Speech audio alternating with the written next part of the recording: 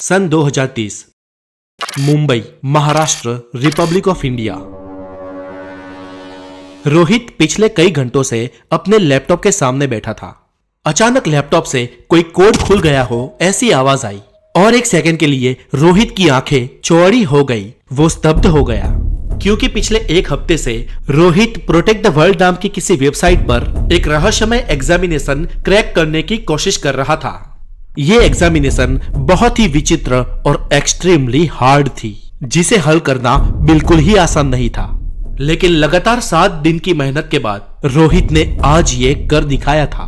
आज उसकी खुशी का कोई ठिकाना न था। खुशी के साथ रोहित बेचैन भी था। उसे पता नहीं था कि आगे क्या होने वाला है। रोहित पिछले 10 सालों से एक कंप्यूटर इंजीनियर था और किसी प्रोटेक्ट द वर्ल्ड नाम की इस वेबसाइट पर 7 दिन से वो ये एग्जाम पास आउट करने की कोशिश कर रहा था। और आज उसने आखिरकार इस विचित्र और रहस्यमय एग्जाम को क्रैक कर लिया था। कुछ ही देर में रोहित को एक मेल मिलता है। ईमेल में लिखा है कि आपको इस जगह पे जाना है और ईमेल में एक कोड भी दिया गया था। रोहित मन ही मन डर रहा था, लेकिन उसे कहीं ना कहीं ये लगता था कि प्रोटेक्ट द वर्ल्ड नाम की ऑर्गेनाइजेशन चलाने वाले ये लोग कहीं ना कहीं अच्छे लोग हैं। इसलिए वो उस जगह पर गया और मिस्टर शाह कहे जाने वाले एक शख्स से मिला। उसने ईमेल पे मिला वो कोड दिया और ये कोड देखकर मिस्टर शाह ने रोहित के सामने एक प्रस्ताव रखा कि आपको आगे अमेरिका जाना है। रोहित ने पूछा कि इस एग्जामिनेशन क्रैक करने के बाद आगे क्या करना है, मुझे कुछ भी नहीं मालूम, लेकिन क्या आप जानते हैं कि यूएस जाके मुझे आखिर करना क्या है? मिस्टर शाह बोले, वो तो हमें भी नहीं मालूम, लेकिन आप चिंता ना करें, आप सुरक्षित हैं और आपको वहां जाना चाहिए। क्या आपके पास वीजा है? रोहित बोला, जी हाँ, मेरे पास यूएस का B2 मल्टीपल एंट्री वीजा है। रोहित की फैमिली एमपी में रहती थी, इसलिए रोहित ने फोन पे बता दिया कि वो किसी काम से यूएस जा रहा है। और कुछ तैयारियां करने के बाद 15 दिन में रोहित अमेरिका पहुंच गया। एयर टिकट्स और रोहित के अमेरिका का सारा खर्चा प्रोटेक्ट द वर्ल्ड नाम की कंपनी के माथे था। ह्यूस्टन के जॉर्ज बुश एयरपोर्ट पे उतरते ही मिस्टर शाह ने कहे अनुसार रोहित को एक कार लेने के लिए आई। रोहित उस कार में बैठ गया और ह्यूस्टन के डाउनटाउन एरिया में एक बहुमंजिला इमारत वाली आलीशान होटल में पहुंच गया। वहां जाकर ड्राइवर ने उसे उसका रूम दिखाया और कहा कि आपको 2 दिन यहाँ पर रहना है। तब तक आप फ्रेश हो जाओगे और जेटलैग से भी बाहर निकल जाओगे, और आपको कोई काम हो तो इस नंबर पे कॉल करना है। रोहित ने हामी भरी, वो नंबर लिया और वो उस रूम में अपना सामान रख के रहने लगा। 2 दिन बाद रोहित के रूम में एक व्यक्ति आया। रोहित को कहा कि सर, आपको मेरे साथ चलना है, मैं आपको लेने के लिए आया हूँ। रोहित ने कहा, जी हाँ, मैं तैयार हूँ। कुछ 15 मिनट बाद रोहित वहां से निकला और ह्यूस्टन के नासा स्पेस सेंटर में पहुंचा।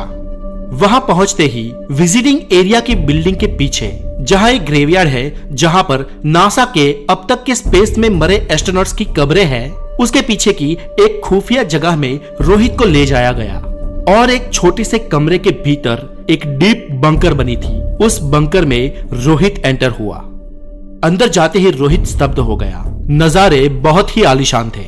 ऐसी टेक्नोलॉजी और ऐसा स्पेस सेंटर आज तक रोहित ने देखा ही नहीं था। रोहित को एक रूम में ले जाया गया और वहां उसकी मुलाकात हुई बिल थॉमस से। बिल एंथुसियास्टिकली रोहित के पास आए, हाथ आगे किया और कहा, welcome to NASA Rohit. Rohit ने कहा कि लेकिन मुझे नासा क्यों लाया गया है? मैं तो प्रोटेक्ट द वर्ल्ड नाम की एक ऑर्गेनाइजेशन से जुड़ा था। बिल बोले, प्रोटेक्ट द वर्ल्ड नासा का ही एक भाग है। रोहित को कुछ कुछ समझ में आ रहा था। बिल ने कहा, प्लीज कम, और उसके बाद रोहित को एक और कमरे में ले जाया गया, जहां पर पहले से ही एक लड़का और एक लड़की बैठे थे। लड़के का नाम था क्रिश्चियन, जो अमेरिका से ही था, और लड़की का नाम था जेनिफर, जो यूके से आई थी। बिल ने कहा, रोहित, ये क्रिश्चियन और जेनिफर है और इन दोनों ने तुम्हारी ही तरह उस एग्जाम को क्रैक किया है। हमें उम्मीद थी कि कुछ 5 लोग इस एग्जाम को क्रैक करें, लेकिन पूरे विश्व में सिर्फ तुम 3 ही हो जिसने इस एग्जाम को पास किया है।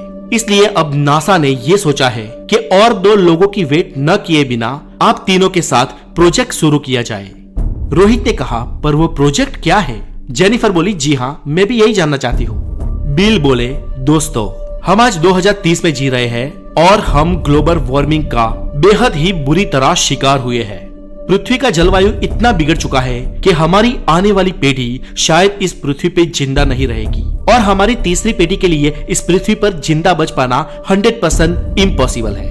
और हमारी पिछली पीढ़ियों ने इसके ऊपर कोई ठोस कदम भी नहीं उठाए। पृथ्वी के वातावरण को बिगड़ता देखते हुए भी उन्होंने कोई डिसीजन नहीं लिया। इसलिए आज हम इस हालात का सामना कर रहे हैं। आज हम सब जानते हैं कि हम लोग बाहरी वातावरण में ज्यादातर जगह पर मास्क के बिना घूम भी नहीं सकते और आने वाले 50 साल तो और ज्यादा खराब होने वाले हैं और हम इसे रोक नहीं सकते हैं। प्रिकॉशन का समय अब जा चुका है। इसलिए दोस्तों, नासा ने अभी सोचा है कि हम में से कुछ इंसान भूतकाल में जाए और पास्ट को कुछ हद तक बदल दे ताकि हमारा वर्तमान बदल सके। तभी क्रिश्चियन ने कहा कि हाउ इज इट पॉसिबल, हम भूतकाल में कैसे जा सकते हैं? पास्ट में टाइम ट्रैवल करना इट इज इम्पॉसिबल। तभी मिस्टर बील बोले, हम इस टेक्नोलॉजी पे सालों से काम कर रहे हैं और सीक्रेटली आज नासा और अमेरिकन फेडरल गवर्नमेंट ही ये जानते हैं कि हम लोग पास्ट में टाइम ट्रैवल कर सकते हैं। दरअसल हम 5 लोगों को पास्ट में भेजने वाले थे, लेकिन हमें आप 3 लोग ही मिल पाए जो नासा की उस एग्जाम को क्रैक करके यहाँ तक पहुँचे हैं। तब रोहित ने कहा कि सर हम ही क्यों? नासा ने ये काम अपने यहाँ काम करने वाले और पुराने ट्रेंड एम्प्लॉइज को क्यों नहीं दिया? मिस्टर बिल बोले, रोहित, नासा ये काम अपने एम्प्लॉइज को भी दे सकती थी, लेकिन वो लोग और मैं खुद भी, हम लोग नासा के वेल ट्रेन एम्प्लॉइज हैं। लेकिन तुम तीनों ने ये एग्जाम क्रैक करके जो कर दिखाया है वो दुनिया के सबसे बुद्धिजीवी इंसान ही कर सकते थे। इसलिए तुम्हें तुम्हारी खुद की अपनी बुद्धि के द्वारा चुना गया है और तुम्हें अपनी सूझबूझ से भूतकाल में जाके नासा का प्रोजेक्ट खत्म करके बस वापस आना है। ये सुनकर रोहित को मन ही मन गर्व हो रहा था। बिल ने बात आगे बढ़ाते हुए कहा कि आप तीनों को कुछ सीड बॉल्स दिए जाएंगे, जिसमें खास प्रकार के लेकिन बहुत ही डेडिकेट बॉल्स में कुछ दुर्लभ वनस्पतियों के सीड्स होंगे और इन सीड्स बॉलों को आपको भूतकाल में जाके अमेज़न के जंगलों में, सहरा के रन में और थर के रन में 3-3 फीट के गड्ढे करके बस रख देना है। ये बॉल की बेसिक सीड्स फ्यूचर के लिए इतनी ज्यादा वनस्पति का उत्पादन करेगी कि अब तक हमने जितने जंगल काटे हैं उससे कई ज्यादा हमें विरासत में मिलेंगे और हमें कुछ 200-300 सालों का और एक्सटेंशन मिल जाएगा। और इस एक्सटेंशन के टाइम पीरियड में हमें हमारी पृथ्वी को सेव करने का समय मिल जाएगा। आपको एक टाइम मशीन में बैठाया जाएगा और आपको भूतकाल में 1 लाख साल पीछे जाके इस प्रोजेक्ट को खत्म करके वापस आना है। याद रहे कि सालों की अथाग मेहनत के बाद हमारे पास ये एक ही टाइम मशीन है और ये सिर्फ 5 लोगों के लिए ही बनी है और आपको 30 दिन के अंदर अपना काम करके वापस आ जाना है। और दोस्तों, खास बात ये कि हमने सब कुछ चेक किया है, एवरीथिंग इज लुकिंग सेफ, लेकिन ऐसा पहले कभी नहीं हुआ। आप तीनों पहले इंसान हो जो भूतकाल में जाओगे, इसलिए जान का खतरा तो बना ही रहेगा।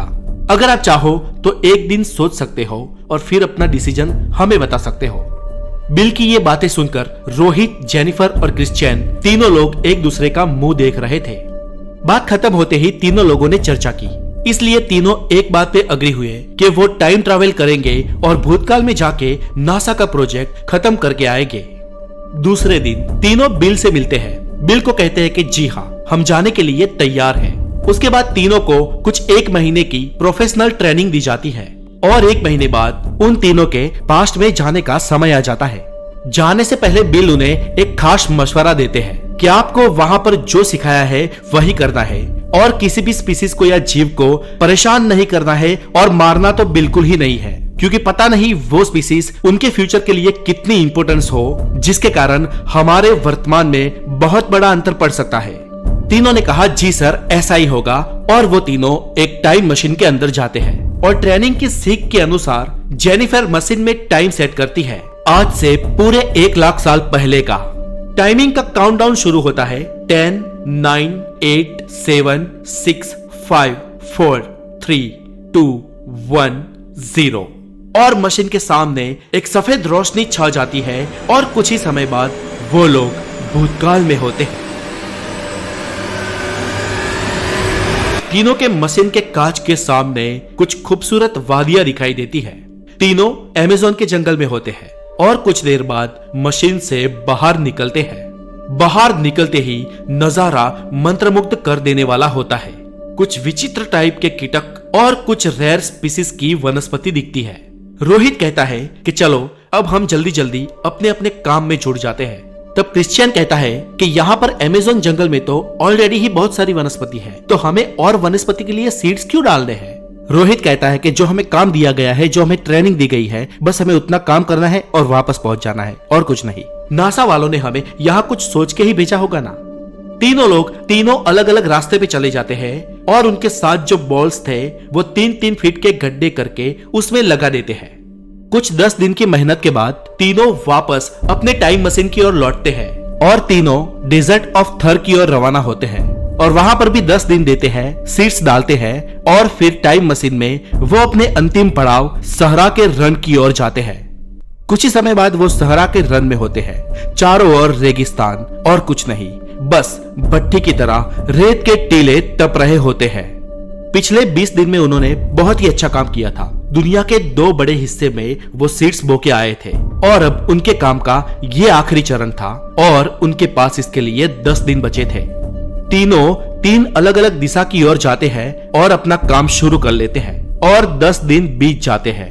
10 दिन के बाद तय किए अनुसार रोहित और जेनिफर टाइम मशीन के पास मिलते हैं, लेकिन अभी भी यहाँ पर क्रिश्चियन नहीं पहुंचा था।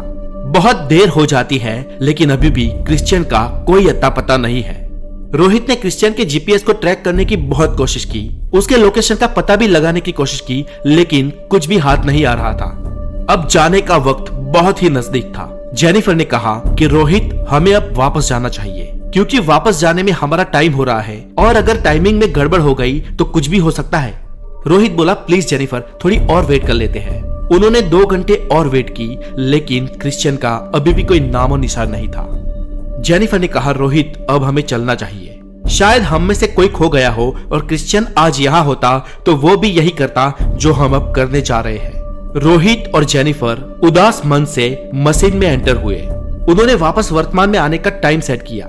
टाइमिंग शुरू हुआ 10, 9, 8, 7, 6 और तभी अचानक उनके कांच के आगे कोई थपाक से धब्बा लगाया। रोहित ने अचानक टाइमिंग रोक दी और कांच खोला तो वहां पर क्रिश्चियन था। रोहित और जेनिफर बहुत ही खुश थे। क्रिश्चियन बहुत ही थका हारा लग रहा था। उन्होंने क्रिश्चियन को टाइम मशीन में खींच लिया और टाइम मशीन फिर से शुरू की और कुछ ही देर बाद वो वर्तमान में आ गए।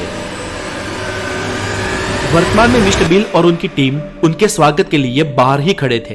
क्रिश्चियन की तबीयत ठीक नहीं थी, इसलिए उसे कुछ बॉटल्स चढ़ाए गए और उसे ऑब्जर्वेशन में रखा गया। रोहित, मिस्टर बिल, जेनिफर और पूरी टीम ये जानने के लिए बेताब थे कि आखिर क्रिश्चियन के साथ हुआ क्या था। तब क्रिश्चियन ने इंटरव्यू के दौरान कहा कि जब मैं अपने सारे सीड्स बॉल दफना के वापस आ रहा था तभी वहां पर अचानक एक बिच्छू मुझे दिखा। वो बिच्छू मेरी ओर बढ़ा और मुझे डस लिया और अचानक गायब हो गया। मैं बेहोश हो गया और पता नहीं कुछ दिनों बाद मुझे होश आया।